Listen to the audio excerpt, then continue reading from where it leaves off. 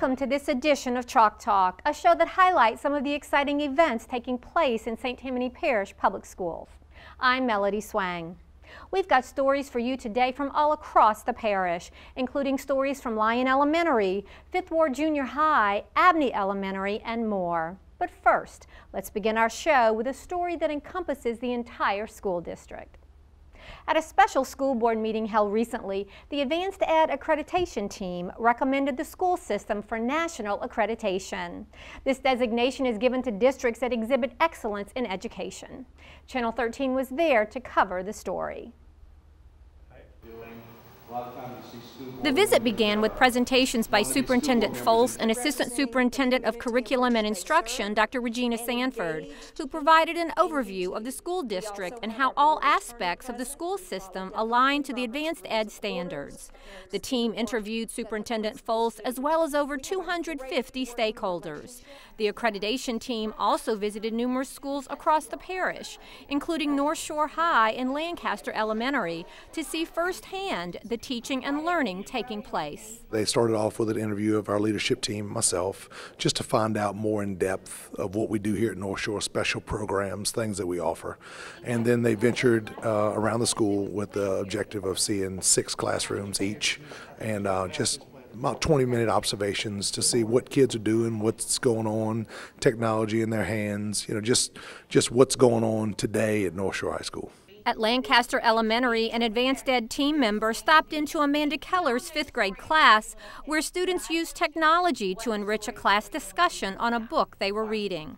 On the final day of the visit, the district held a special board meeting to announce the findings. The external review team recommends to the Advanced Ed Accreditation Commission that the St. Tammany Parish Public Schools earn the distinction of accreditation by Advanced Ed. Congratulations. It's nice to be compared nationally. A lot of times we want to make sure that we're doing everything that matches up with what's going across the country.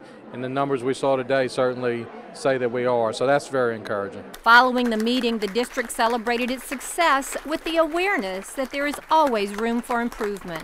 So our hope is that we can come in, identify the things that we've seen through observations, through evidence that you've collected and have been able to show us through internal self-assessments that you've done, and be able to show us what you are doing and will continue to do. Show us the process for continuous improvement. We validate all those good things for you and then assist you by showing you some things that you can do to become an even better school system. We all think we do things really well, but it to be validated by external people to actually recognize St. Tammany's powerful practices.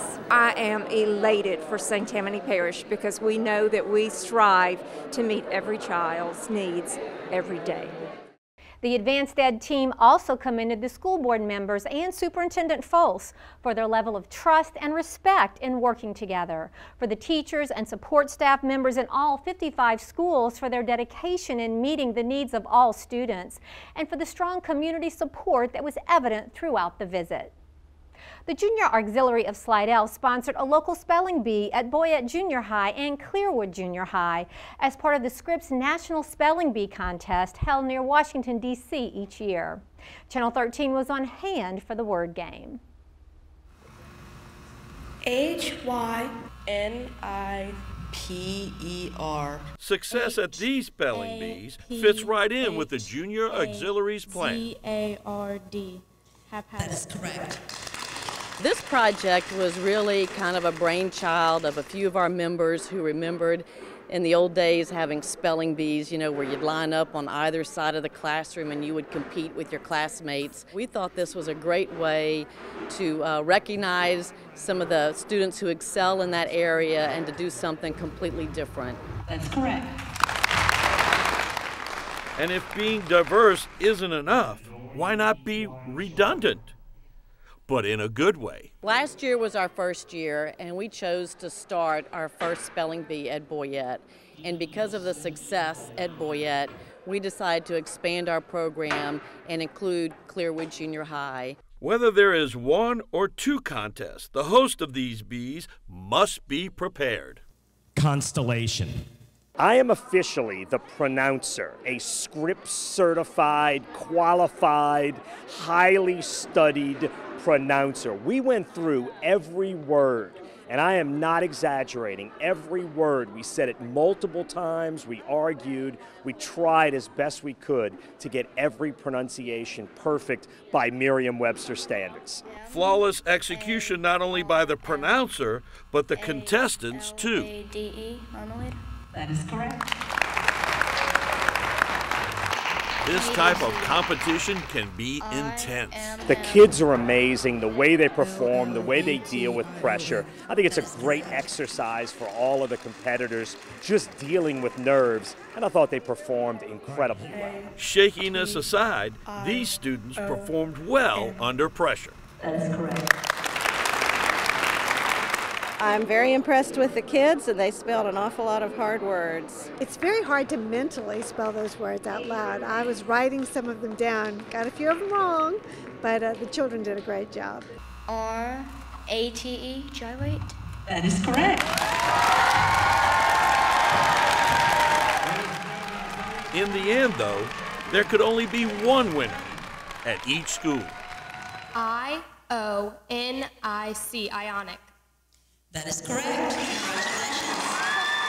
These two happy champions have earned the right to participate in the regional spelling bee at Xavier University. Tiger Edwards, Channel 13.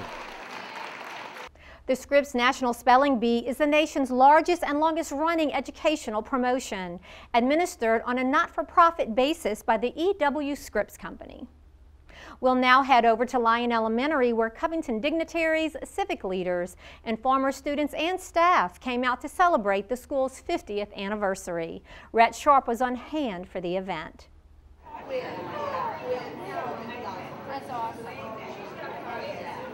Turning 50 is a huge milestone, and for a school like Lyon Elementary, the years have been kind for a community and students that have called it their own for so many years.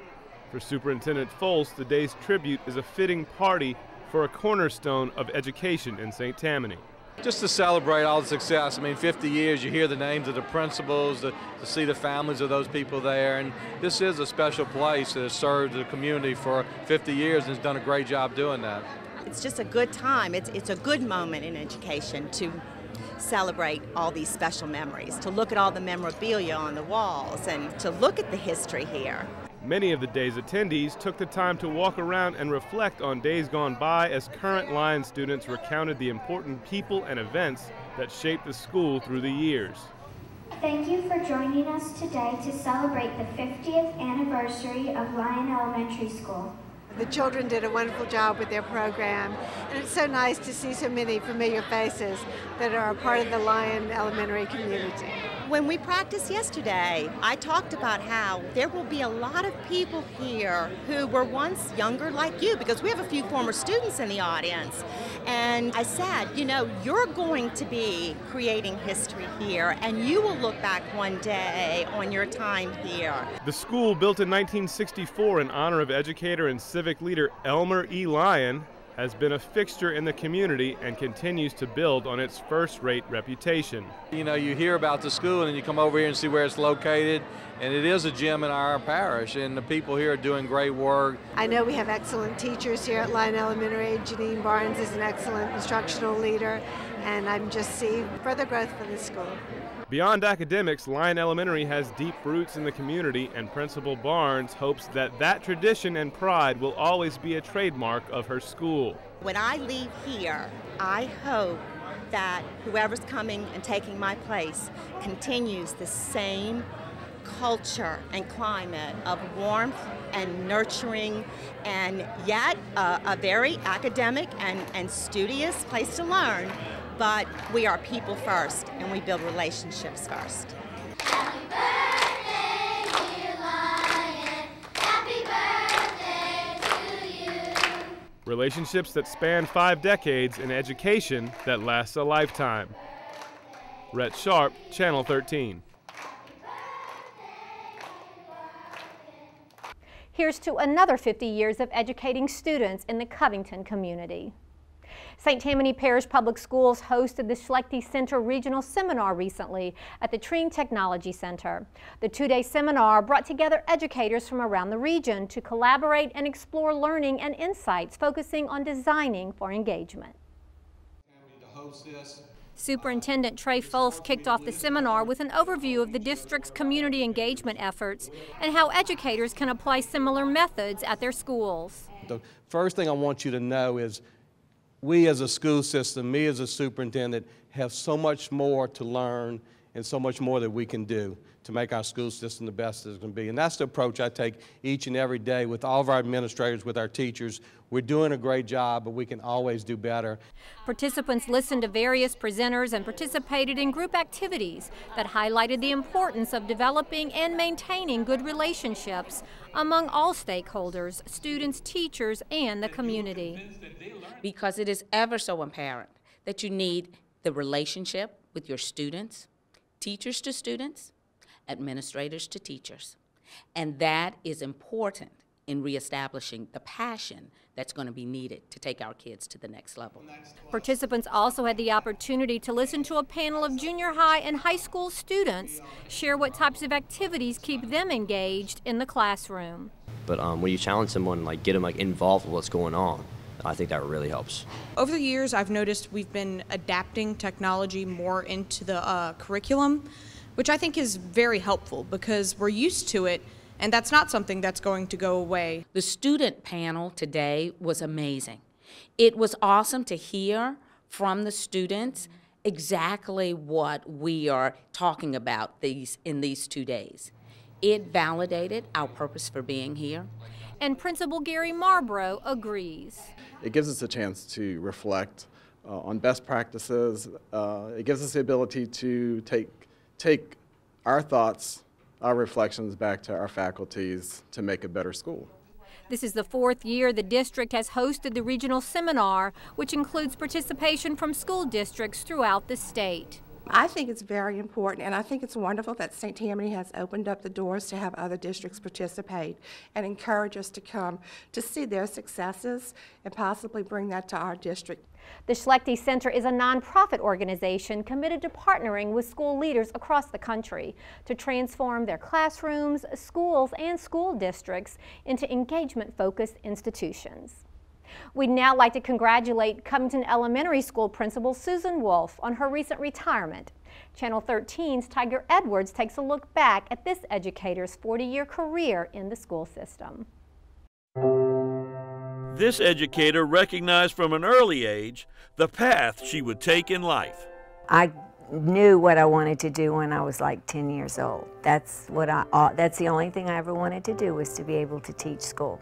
From middle school up until her graduation from Covington High School, Mrs. Wolf stayed focused on her goal of teaching, a quest that began when she graduated from Southeastern Louisiana University and landed her first job at Lyon Elementary. I was there for 28 years, loved every minute of it. It was during her tenure at Lyon that this educator was encouraged by her administrators to take a different pathway. They all pushed, you really do need to go back to school. And I did get my master's. Certificate in hand, Wolf's career track then took a turn in the road. The principal here had retired, and Martha Romo had been hired as the principal, so I applied for the assistant's job and got it and came here. When Mrs. Romo retired, Mrs. Wolf stepped into the role of school leader, staying true to the values of our school district. Covington Elementary School, this is Susan Wolf. Can I help you? Her goals are all about the kids at this school. She's very positive. She looks at a child and realizes that the children are developing and growing, and she really lets them be children and understanding them. Using instincts she honed as a teacher, this administrator stayed involved in the educational process at her school. Hey guys! Boys and girls, what do we say to Miss Wolf? Walking in classrooms, that's my favorite thing. Going back into classrooms and hearing the learning going on, and they don't even realize that they're learning. Being part of that is something that I just love every day. When we're teaching, she'll pop her head in and not disturb us, but just pop it in and just come in and see what's going on and then interact with the kids and help them and do it. And she loves being with them. I really do love the kids that we have at Covington Elementary. Which is why this mild-mannered educator's journey is so extraordinary. I don't know how she does or how she did half the things that she's done, because it's an amazing job and it's a hard job, and she's always seemed to have done it really well. And she is definitely a superhero in my eyes, because I don't know if I could have done what she's done. She will be greatly missed, absolutely, because there's no other Susan Wolf. So Wonder Woman will change directions once again, this time down the pathway called retirement, where she will have more time to spend with her husband, children, and grandkids. Tiger Edwards, Channel 13. Mrs. Wolf was quick to point out that any success the school has had during her time at Covington Elementary can be attributed to the awesome faculty and staff that worked side by side with her all those years. Let's now check in with our Channel 13 interns. These students have been working hard producing some great stories for us. Mandeville High intern Peyton Ibos is on the set and ready to share with us some of their latest productions. Thanks, Dr. Swang. I'm so excited to share with everyone the latest news from our internship class here at Channel 13. To begin with, interns Emma Landesh and Andrew Fontenot won in the artistic category in the LeCue Student Video Contest for their story highlighting North Shore High student artist Gabby Armstrong. Let's take a look at it now.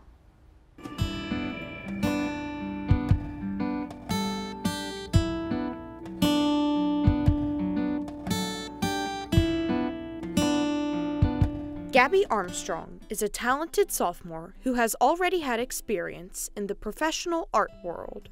I've been doing art for a while. I think I started art lessons when I was 7. Gabby has a unique style that captivates everyone that views her paintings. I see Gabby's style from the paintings that I've seen, going back to the Impressionist, Post-Impressionist style of Van Gogh and Monet. A little bit of a dream state, sort of into the surrealist movements. My favorite painting so far is the European couple that I'm working on right now. I feel like it's kind of a mix of the new and the old, and I feel like that's really who I am as a person, and I like to express that through my art. Painting has become a vital part of Gabby's identity. I enjoy doing it. It's my hobby. It's what I love to do. I'm a shy person. Like, I don't like talking to people. I'm very visual, and so I feel like getting to put myself down on a canvas is a way for people to get to know me without me actually having to say anything. While painting gives a special bliss to Gabby's life, it has been the influence and wisdom of her teachers that have helped mold her art into masterpieces. By teaching them how to not just produce artwork, but by exposing them to new and different ideas that they've never dealt with before or have experienced, this gives them the opportunity to grow as individuals. I think that my paintings kind of reflect how I'm feeling. I mean, I think I go through phases just as everyone else does. In today's society, we have a lot of very strict rules of how things need to be done. Art gives you that sort of freedom to be able to take those rules, bend them just enough to create new ways of doing things. We could see the world in a new way, or we could take old ways and reinvent them into new ways. Gabby has already taken a step into the professional world by selling one of her paintings and has high hopes for her future career. I have really, really high goals for myself. I want to attend Pratt's in New York, and I really want to participate in their study abroad program in Copenhagen, Denmark. And ultimately, I'd like to open my own gallery. Gabby has a bright future ahead of her, with the kind of talent and insight that can change the world. Emma Landesh, Channel 13 intern. Congratulations to them both for their award-winning video. Also, interns Jennifer Bellot and John Sartori won in the academic category for their instructional video about the proper way to prepare dipping chocolate.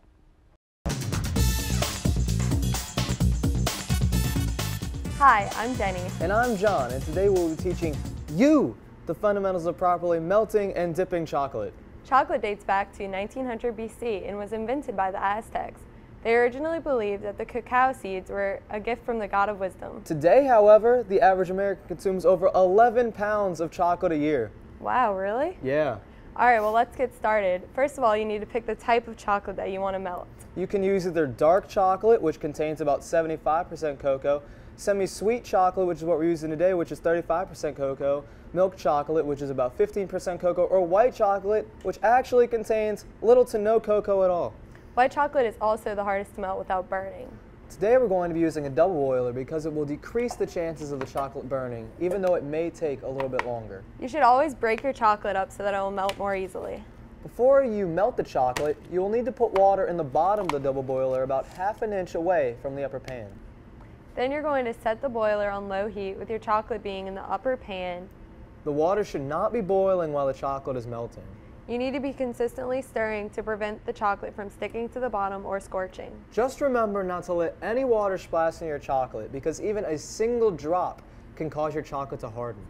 Once you're done melting the chocolate, make sure that the temperature is close to 110 degrees to make sure that it's tempered. Tempering is the process of melting chocolate the correct way in which it will harden properly and have the best appearance. We have several different items here today that we can dip because we all know that everything's better dipped in chocolate. Previously, we put all of our fruits on a paper to dry the excess water because if you allow any moisture in your chocolate, the chocolate will seize and make it harder to dip the items. Now it's time for the fun part, dipping. You can dip almost anything in chocolate. My favorite thing is chocolate dipped Oreos. Yeah, those are pretty good, but my favorite thing to dip is strawberries. You should always use parchment paper to keep the chocolate from sticking to the cookie sheet. Okay, we're all done dipping. Now, for the hardest part, waiting. Chocolate takes about 10 minutes to harden if tempered properly. Now, they're finally ready to eat. All right, so we've learned the history of chocolate, each type of chocolate, and how to properly melt, temper, and prepare chocolate. Now it's time for us to go. John, what can we do with all this chocolate? We can't let it go to waste. Let's eat it. All right, well, bye. See you next time. See ya. Both of these videos are also on the Channel 13's YouTube page. Jennifer and John also produced a story about Coach Theel at Lakeshore High who is retiring this school year. Let's watch it now. Andy Theel has been coaching track and cross country for 45 years, and his love of running dates back to his childhood. I just had a knack for it when I was in elementary school, when I was young, actually very young. Used to run away from my mother, and she used to tell me that as I got older, that she couldn't catch me. Theel would continue running throughout his childhood, eventually attending Holy Cross High School, where he honed his running skills. Went to the state meet a couple of times. My best finish in the state was third in the 100 and fourth in the 2. His high school success earned Theel a track scholarship to Southeastern Louisiana University. So in college, I was a 4-year letter winner there at Southeastern. I was a conference sprint champion in 1967, went to the national championships in 1967, and earned All-American honors in the 100 and 200. After graduating from Southeastern, Theel coached at several local high schools, eventually returning to Southeastern as head track and cross-country coach. It was a chance of a lifetime to go back to my alma mater and coach in college, and I stayed there 13 years, and it was just a great experience. Theel believes his success as a coach is due to the influence of his own college coach. I had a really good college coach, a good family man, a guy that really that I related well to. He was like a father figure to me, and I wanted to do what those guys did. In 45 years of coaching, Theel has started the cross-country and track programs at 2 St. Tammany Parish public schools, Fontainebleau High School, and then here at Lakeshore High. It was nice starting the program at Fontainebleau, and it was nice coming here after having some illness problems to come to Lakeshore and have the opportunity to start the cross-country and track programs here. Just like his college mentor, Theel is a father figure and an inspiration to his athletes. Sometimes when I think, all right, that's the end of a workout, I'm like, what would Coach Theel say? I'd go and do a little more. In his many years of coaching, Theel has found one distinct element of cross-country and track that separates it from other sports. There's something special about the challenge of improving yourself, of pushing yourself past a limit, past a pain barrier, where you can accomplish things you never dreamed you could. He has always said the body is 10 times more than what the mind says it can. Bodie was also quick to point out that as good a coach as Theel is, he's an even better individual. He'll make sure you improve, and he makes you feel good when you do improve. He's just a good person. When asked what has kept him coaching for so long, Theel had this to say. I never had a problem getting up in the morning coming to work. I enjoyed working with young people and seeing them strive for something worthwhile and helping them improve. And that's been the push all of these years. Even through all his coaching accolades, Theel lists the success that his runners have had as individuals outside of running as his biggest coaching accomplishment. To see them go on in their own lives, still have an appreciation for running in the things that running taught them, but to continue to run and to be good citizens and good family people. Theel will be retiring in May of 2015 and will look to spend more time with his biggest supporter. Well, come May, my wife will probably dance, and she hasn't danced in a long time, and sing, and she hasn't sung in a long time, and she's been supportive. She's been with me all the way. With retirement approaching, Coach Andy Theel reflects on his 45-year coaching career. I got to do exactly what I wanted to do with my life. So I've had a wonderful career. I have no regrets, and only, as I said, a bank full of memories. And it's that bank full of memories that Andy Theel will remember for the rest of his life. John Sartori, Channel 13 intern. That's it for now, Dr. Swang. Stay tuned for more videos from our Channel 13 interns in the next Chalk Talk. Thanks, Peyton. We look forward to hearing more from you and our other interns in our next show. Pineview Middle School held a dedication ceremony for their newly constructed Buddy Benches. Buddy Bench is an initiative founded in 2013 in Pennsylvania by a then second grade student, Christian Bucks. The Buddy Bench is a place where students can meet and foster friendship on the playground. Channel 13's Tiger Edwards was on hand to cover the event. My hope is that all parents and teachers and you as the student body will set the example, encourage acceptance of others, and also help to educate. Pineview parent Shelley Maringo was the catalyst to starting this project. But with the three of us up here, we do want to officially present these two benches to the students and the staff at Pineview Middle School. I saw the idea on social media and I thought it was a wonderful idea. And so I came to the school and actually spoke with the principal here and told her that I wanted a couple of benches here. And she loved the idea. Yet after some contemplation, Maringo broadened the vision of her mission. The more I thought about it, the more I thought, gosh, I mean, not just two. We need more than just two benches.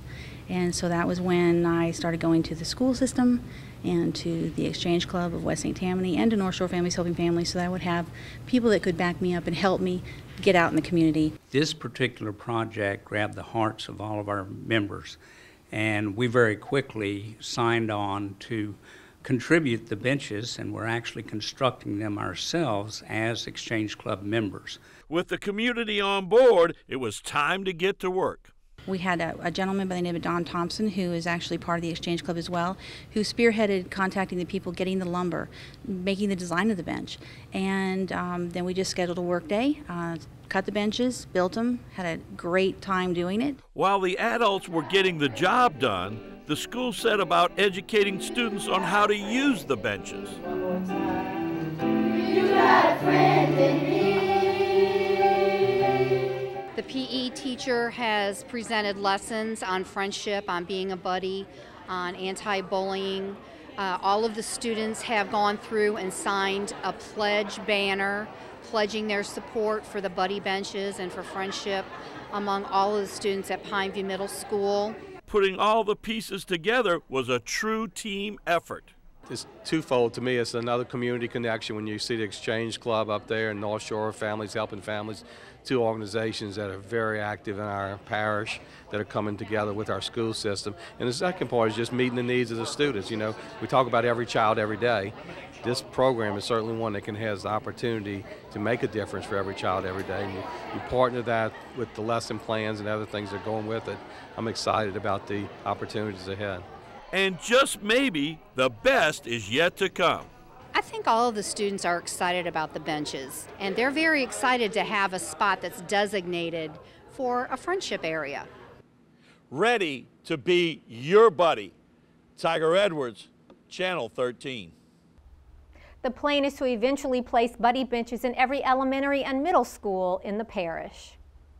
Over 120 special needs student athletes from 10 different middle schools in St. Tammany Parish gathered at Lakeshore High School to participate in this year's Middle School Special Olympics.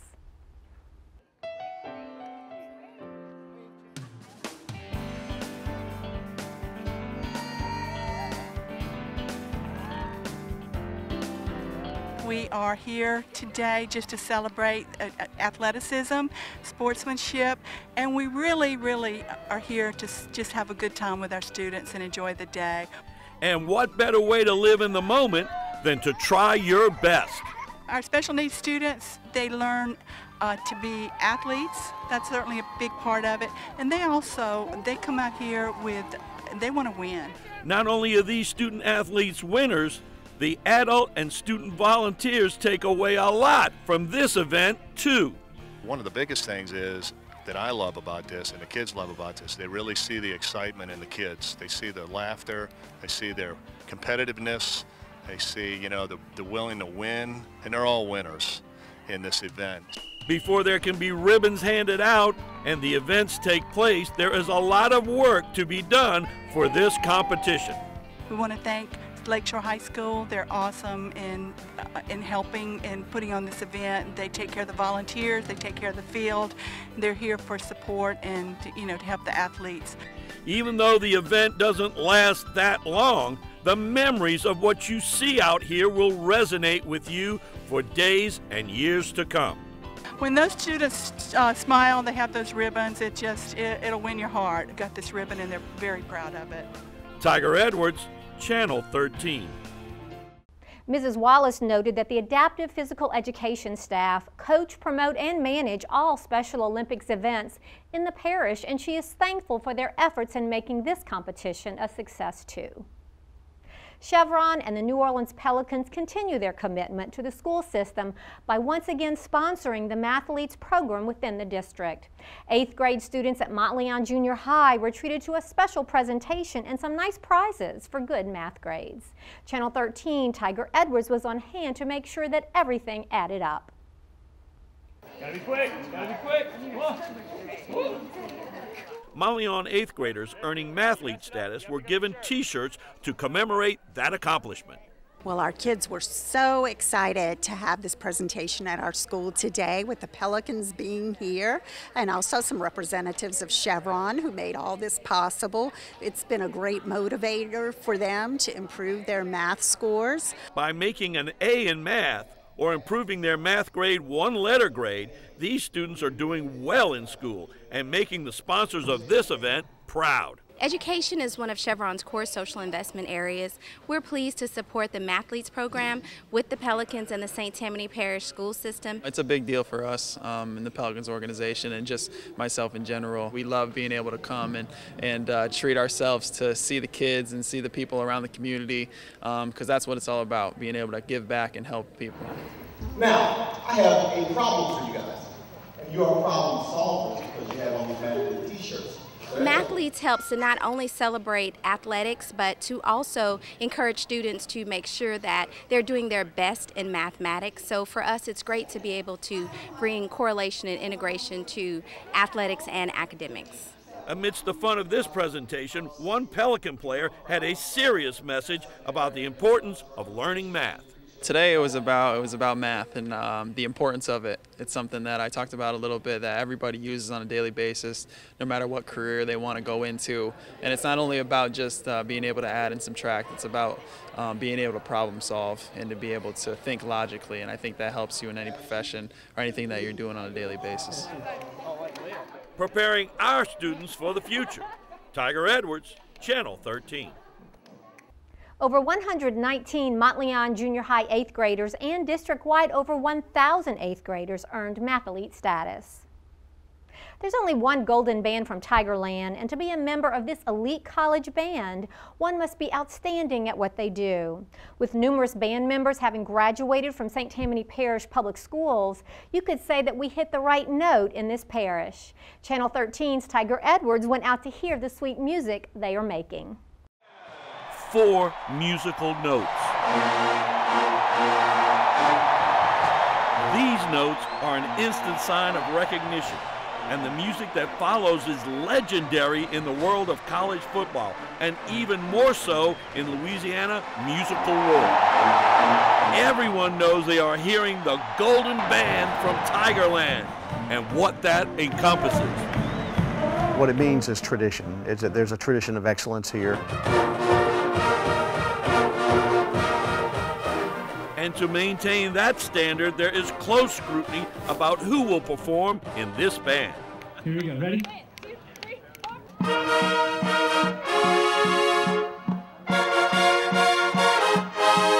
Well, it is quite competitive. We have a series of auditions that take place for a student to be a member of the band. What they do is that they come to us during the spring semester of their senior year in high school, and they perform a one-on-one audition with me. And when they pass that audition, then they are invited to our band camp. We typically will have about 400 or so at band camp or more, and then we have to trim that down to 325 by the end of camp week.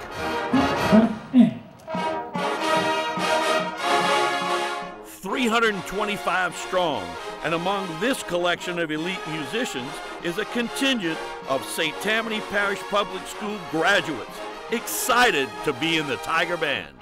My dad took me to my first LSU game when I was about 8 years old, and I fell in love with the band.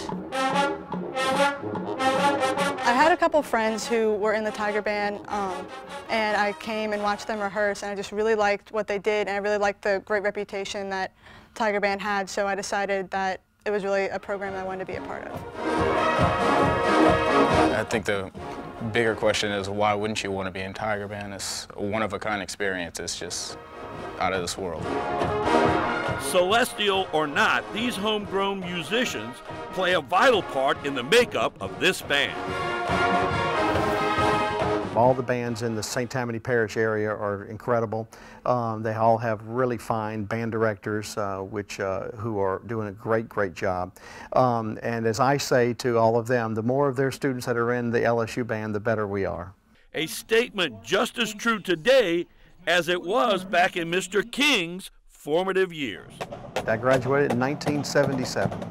I was in the band at Slidell High. I was in the marching band. I was in the concert band. My band director was Johnny Johnston, a great guy, graduated from Southeastern.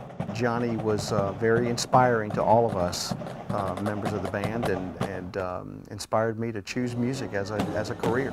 A profession at which this man has obviously excelled, and easily credits his accomplishments to the St. Tammany Parish Public School system. The marching band experience and the music experience as a whole in St. Tammany Parish was incredible, and it really set me up for success here at LSU, both as a student and also as a teacher later on. Another local grad, Mary Bollinger, ascended through the ranks to be named the 3rd female drum major in Tiger Band history. She's an extremely talented young lady. She's from Mandeville, Louisiana, of course, and she does a great job. And this drum major knows she must exhibit outstanding leadership skills as the field commander of the LSU Tiger Band. I'm supposed to be the ultimate example. You know, I'm the one who's never late. I'm there early. I'm on time. I always have my stuff ready to go. I always know what I'm supposed to do, where I'm supposed to be. For Mary and her bandmates, countless hours on the practice field lead to game day performances in Tiger Stadium. Death Valley, they call it, where the crowds are raucous and rowdy, and leave members of this band dizzy and delighted with the whole experience.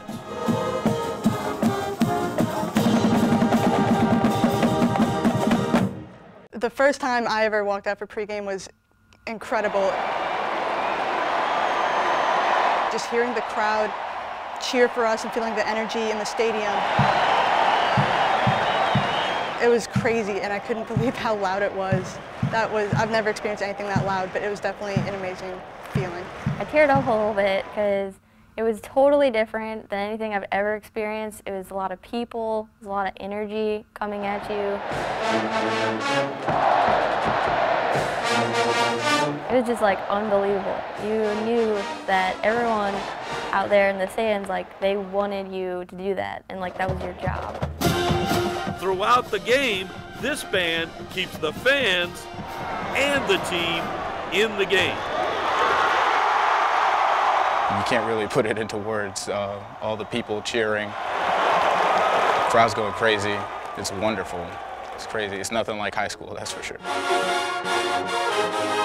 While this member of the Golden Band from Tigerland might be speechless, his fellow band members certainly know that they are an important part of the color and pageantry of LSU football. And it all starts with just 4 little notes. Tiger Edwards, Channel 13.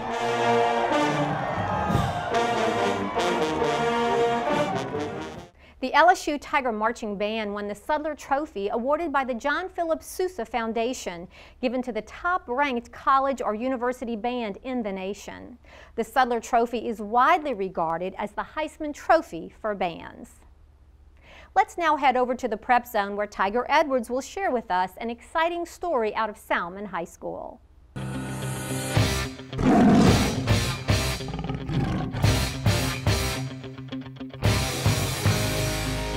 Thank you, Melody. You've entered the Prep Zone for your Prep Zone Minute.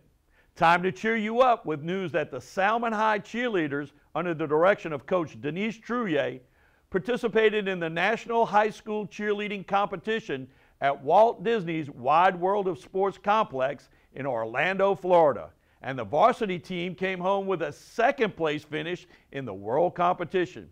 In the junior varsity competition, the Spartan cheerleaders won the non-tumbling division and became national champions. Here is a look at the winning junior varsity routine.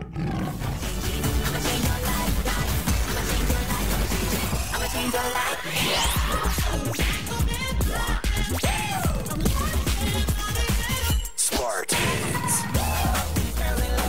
Salmon. Working hard to get it right. Don't believe it, just watch. Don't believe it, just watch. Watch, watch. Here we go, Spartans. Look at me now. Look at me now. Oh.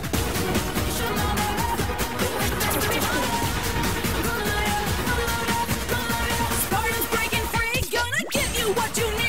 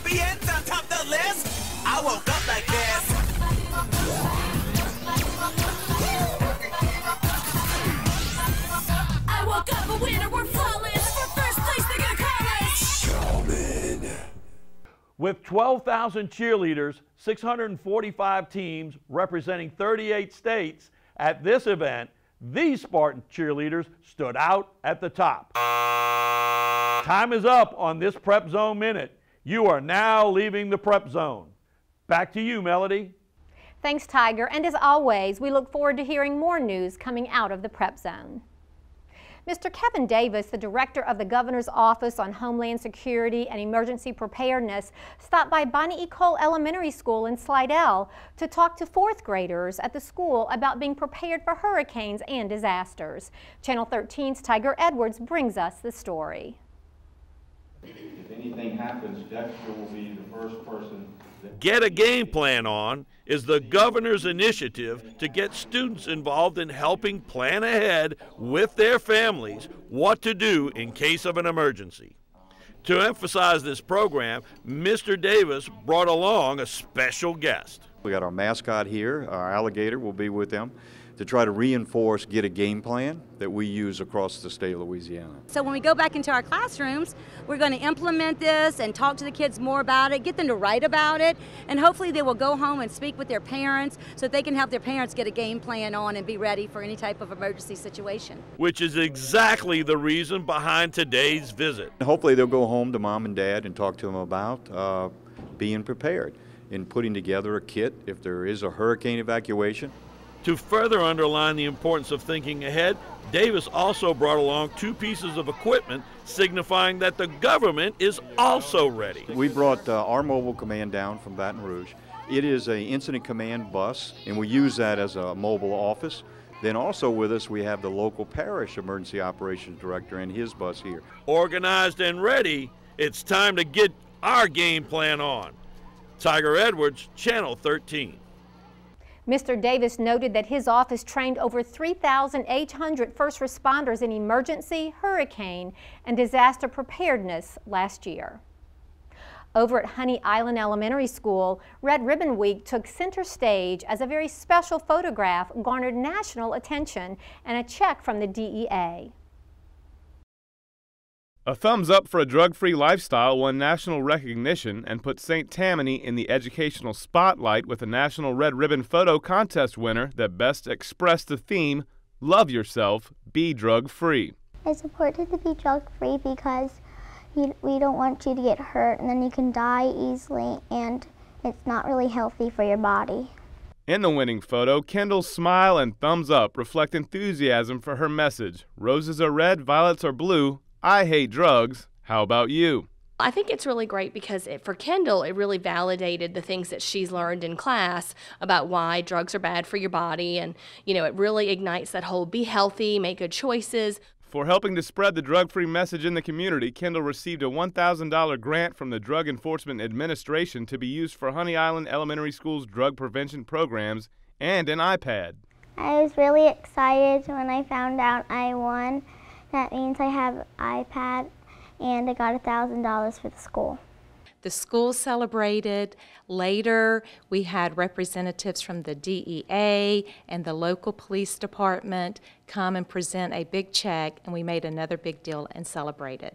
Kendall was chosen as a winner from one of 10 regions throughout the country. I think for Kendall and for other students, now they see, wow, it's not just here at school that we're learning about this. It's all over the country that the nation is working to be drug-free and to teach students that, we need to be healthy and make good choices. At Honey Island, developing a great photo along with good choices are more ways St. Tammany is leading the way nationally to be drug-free. Rhett Sharp, Channel 13. Congratulations to Kendall and Honey Island. The 2014 National Red Ribbon Photo Contest received hundreds of entries and more than 188,000 votes from across the country. Superintendent Trey Folse invited St. Tammany legislators to visit school cafeterias throughout the parish to learn about school lunch nutrition. State Senator Jack Donahue took time to visit Mandeville Elementary. Tiger Edwards has the story. How you doing? Good. I like your earrings. While Senator Donahue did spend some time serving food in the lunch line, he also spoke with members of the School Nutrition Advisory Council. Chatted with a few kids about how they like the food they have, and also with some kids that are on the Nutritional Council. who told me about some of the things that they've suggested that the school do. This was probably not the first time this legislator has had lunch at school and talked with the cafeteria staff. You know, I have 5 kids that have been through St. Tammany Parish Public School System and 12 grandkids who are either in it or have graduated from it. So our family is very involved with the St. Tammany Parish School System, and it would be, as I thought, when you meet the people that run the programs, how concerned they are about what they do and what a good job they do at it. So, you know, I wasn't surprised, but they do a great job. They're concerned about what they do. Which is important when you have so many students to feed. We serve about 600 meals a day, breakfast and lunch. We also are recognized as a USDA award school, so I know these kiddos are getting wonderful lunches and breakfast every day served by Miss Holly and her crew. And apparently across the parish, too. I've been to a whole number of schools.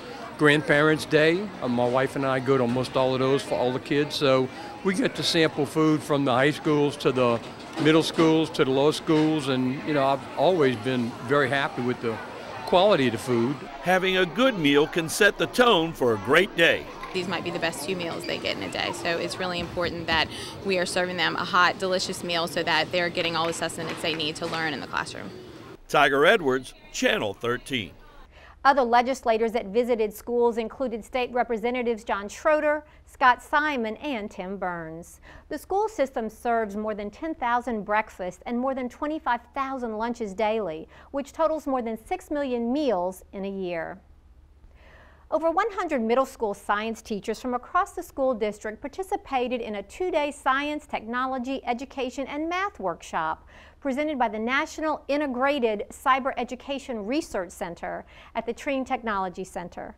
Channel 13's Tiger Edwards was on hand to research this scientific journey. These middle and junior high school science teachers had an opportunity to expand their knowledge base to incorporate engineering principles into their teaching content. In scientific practices, they're trying to answer questions. In engineering practices, they're trying to design solutions. One way to teach science is by conducting experiments. In a lot of our classes at this time, that's where it would have stopped. But what they did was to take it farther, to go back, to research, redesign, and then go back and try again and evaluate. What better way to learn the engineering aspect of this program than to experience it hands-on at this workshop? Over the course of 2 days, we're going to do an egg drop module, a music module, and an electricity module. And so all 3 of the modules are based on the engineering design process. No doubt that this will shine some light on the importance of blending these subjects. So what we're trying to do is link different disciplines like science and math with engineering, and so the students can see application for the different subjects that they have throughout the school day. They can see how they all tie together, which in turn prepares students for their life's work. Our students need to learn to explore, analyze, critically think, and develop these kind of process thinking to work together as a team, because that's what industry does. That's what they're going to do regardless of the career that they choose. And the teachers are all in on this training. I like it a lot.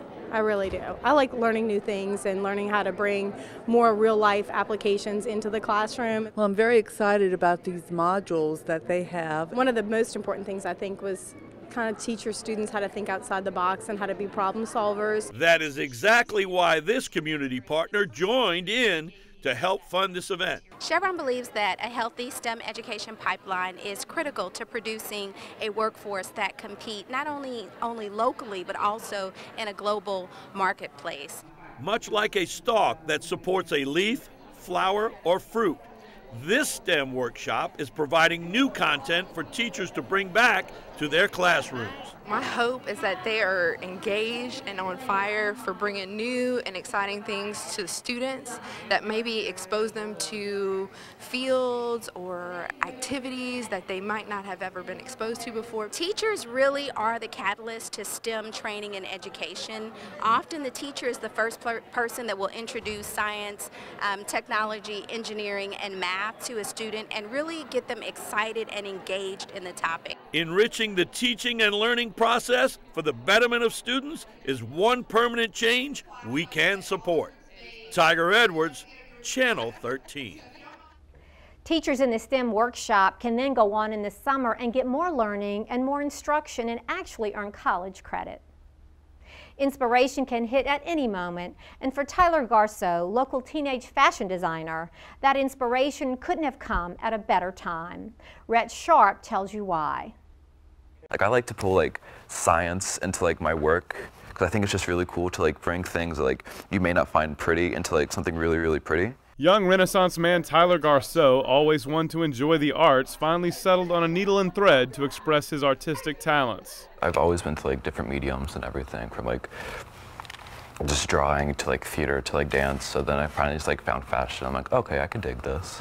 From the creators of Project Runway, the next big thing. Who makes clothes like this at 11 years old? From there, he quickly gained praise for his forward-thinking designs and landed a spot on the very popular design competition show Project Runway Threads.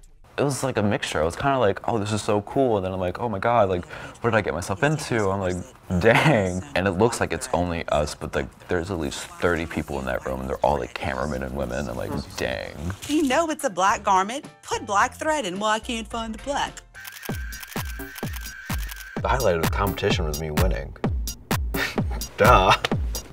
I got a spread in 17 magazine, and then I got a scholarship to FITM, which is the Fashion Institute of Design and Merchandising. Now, he wants to relate his story to other teens in an effort to help them realize that nothing is out of reach if you believe in yourself. Talking to them about like what I want to do and what they want to do is kind of cool, because I feel like the kids don't get like that chance to talk about like what they want to do a lot, except for like career day in like 6th grade. And I think it's just like it's a really big deal to like know what you want to do like now instead of later. If there's something that you love to do, like don't stop and just like run with it. That's my mantra right now. Not only is he talented in his field, but the passion that he just exhibits and the encouragement that he gives to others about following their passion, and just that whole package was so unexpected. I thought we were going to hear his glorious trip into the fashion world, and that would be about it, but no, Tyler's a lot more. After talking to the class at Montleon Junior High, Tyler signed autographs and fielded questions about his whirlwind journey up the ranks of the fashion industry. I think the students took away more than the fact that Tyler is now a celebrity beyond any doubt. And I'm hoping that the thing that they really, really took away from that was to follow your dreams no matter what. And he's living proof that you can do that. The sky is the limit for this young upstart who is as ambitious as he is talented. I want to be a fashion designer. I want to have my own design house, and I want to, I don't know, I want to be me. I want to do what I love. I want other people to love it as much as I do. Rhett Sharp, Channel 13. Along with winning the Project Runway competition, Tyler has also been commissioned to design the dress that Miss Louisiana will wear on stage later this summer. Let's now head across the hall here at Channel 13 to where Rhett Sharp is standing by to share with us what's trending in the school district. Thanks, Melody. Here's what's trending in and around our school system. Congratulations to Nick Kaushal, Fountainblue Junior High 7th grader, who won the Regional History Bee in Baton Rouge last month. Ken Walden visited the 4th graders at Little Oak from his home in Alaska, where he read his poetry and played a variety of musical instruments like the banjo and fiddle while engaging the students with a presentation and having them write their own poetry and interpret musical sounds by using their imagination. Principal Diane Combs of Pineview Middle School in Covington was given a special birthday gift from her faculty, staff, and students. Artist Jim Tweedy painted a beautiful mural of a tree representing the school and its students. Each student and faculty member also contributed to the mural with a leaf made from a single thumbprint. Cafeterias across St. Tammany Parish Public Schools celebrated National School Breakfast Week and Louisiana School Lunch Week with colorfully decorated lunchrooms, special programs, and games. Louisiana School Lunch Week provides nutrition, education opportunities, and promotes living a healthy lifestyle. And speaking of good food, the Lakeshore High School Pro Start team won first place for the 2nd consecutive year in the culinary competition at the 14th Annual Louisiana Seafood Pro Start Student Invitational. They will be headed to California for the national competition later this spring. And that's what's trending. Back to you in the studio, Mel. Thanks, Rhett. We'll check back with you during our next show. When Little Oak Elementary and local charity organization Stark joined forces to collect Mardi Gras beads for their annual bead drive, they got more than they bargained for. Rhett Sharp explains how the turnout was a record-setting one. Another carnival season has come and gone, and along with the parades and calls of "Throw me something, mister," comes the need for beads, beads, and more beads. But what to do with them all? That's where Stark goes to work. We've been doing the bead program for many years. It's a recycling program. Our individuals with disabilities sort the beads, clean the beads, repackage the beads. Our bead program provides jobs for about 30 individuals with developmental disabilities. This year, students and faculty at Little Oak Elementary teamed up with Stark for the annual bead drive, reaching record-setting goals for the collection of colorful strands. I would say this is the most any school has ever gotten on a bead drive, and it's very impressive. We were blown away when we got here and saw the amount of beads. We had the Mardi Gras break, and then the kids came back from the break, and you see they just kept bringing them and bringing them. They had grandparents bring them in, aunts, uncles, sisters, brothers, everyone. It was just amazing. With so many beads flooding the hallways, the principal had to call in for reinforcements. And so I called and I said, I think we're going to need some help. We've got way more beads than we anticipated. And they said, about how many? And I said, I would think 2 or 3 truckloads at least. And they said, really? Let us call you back. And they called back and said they could send a truck and a trailer. We probably going to have to make 2 trips, so we can't thank Little Oak enough for the hard work and making that happen. After the dust settles and the beads are loaded onto trucks and trailers, the importance of helping others becomes the focal point of the day. They're really generous, and the amount of generosity and the thoughtfulness of these kids is just amazing to me. To that end, Mardi Gras, with all its tradition, fanfare, and of course, beads, is just another way St. Tammany students are finding new ways to make a difference in their community. Rhett Sharp, Channel 13. Started in 1972, Stark first began serving individuals with disabilities in St. Tammany Parish and has since expanded its services to Tangipahoa, Washington, St. Helena, and Livingston parishes. The Louisiana Restaurant Association surprised Lakeshore High teacher Judy Ackery recently by awarding her the ProStart Teacher of the Year for the state of Louisiana.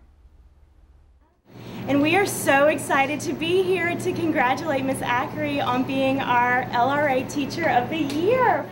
Having been recognized for her hard work places Mrs. Ackery in an elite category. And we recognize one each year who is really doing an exemplary job of executing all aspects of the program, like Ms. Ackery. She's had every student that has come through her program since its inception achieve a national certification of achievement, which is a huge accomplishment in and of itself. Her team last year won the Louisiana ProStart Invitational, first place in culinary, and she's just doing a magnificent job with this program here at Lakeshore High School. While those are great reasons why she was the Louisiana Restaurant Association's Teacher of the Year for Louisiana, it is her heart that sets her above and beyond. Like I tell everybody, it's not about me, it's about these students. And I just am the person that they have to go through to be successful. But I do love what I do. Mrs. Ackery and the other 49 state winners receive a trip to the National Restaurant Association and Food Service Expo in Chicago, where they will be recognized during the 5-Star Future Gala, where one lucky teacher will be named National ProStart Teacher of the Year. Abney Elementary School held its yearly literacy event known as Read Across Abney. The initiative brings in special guests from the community to read their favorite children's books to the elementary classes. Just remember that everyone carries an invisible bucket and think of what you can say or do to fill it. Today is our 3rd annual Read Across Abney Day. It's a day that we celebrate literacy at our school. We do that by inviting lots of guests from the community and the school board office to come in and read to our students. I know an old lady who swallowed some bread. "I'm full," she said. "Wonder what it'd be like to actually read to some kids." This was the first time that I've ever done anything like this, and to see the enthusiasm that the kids displayed for just anyone reading a book to them was fantastic, and they really got into it.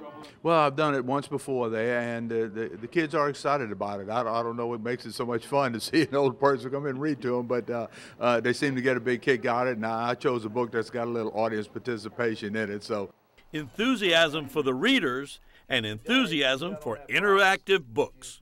My book was about filling the bucket and just basically being nice to people, and the kids were great. I mean, so important, and something, a message that all of our teachers are trying to get across to the students. I read a book called I Know an Old Lady Who Swallowed a Pie, and it was kind of a callback book. Just swallowed it whole, the entire roll. She swallowed the roll to go with the cider. So these kids are so smart. They were actually paying attention to what I was reading, and they were calling it back to me, and they'd never even read it before. Amazing. Her allergy made her go, achoo. The title of the book is Oh No, and there's little things that happen to the different animals there, and each time it does, it's all a oh no, so they get to participate in that part of it. While we all know reading is fun, the message these readers also impart on their audience is that it is essential too. I think it tells our children and shows our children the importance of being able to read well. This is something important, something we value, and the number of people that are here today to support this initiative is just fabulous.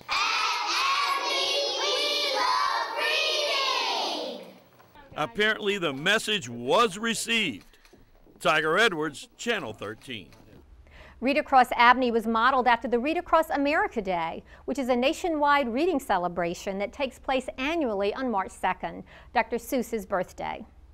Across the country, thousands of schools, libraries, and community centers participate by bringing together kids, teens, and books to celebrate reading with young people.